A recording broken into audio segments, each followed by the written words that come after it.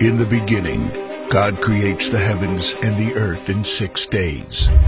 He makes Adam and Eve, who spend their days with God until they give in to temptation by eating from a forbidden tree. Sin enters the world, and things get so bad that God floods the earth and starts over with Noah and his family. Years later, God calls Abraham to follow him with the promise to make Abraham the father of a great nation.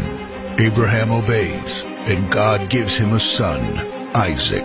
Isaac's son Jacob has 12 sons. Joseph, Jacob's favorite, becomes second in command of Egypt.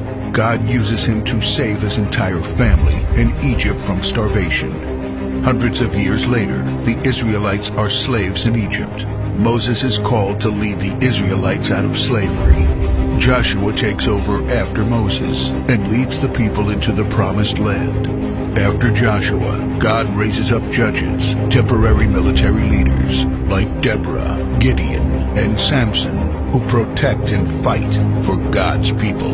The people tire of this leadership, and they call for a king. God gives Israel King Saul, King David, and then King Solomon.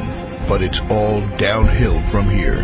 The people rebel, the kingdom of Israel is divided, and everyone turns their back on God.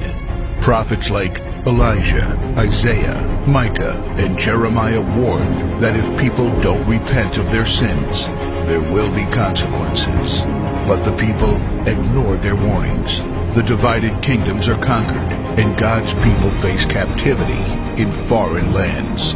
People like Daniel show great courage and stand up for God when no one else does. Some of the exiled people return to the promised land, but for 400 years, God is silent.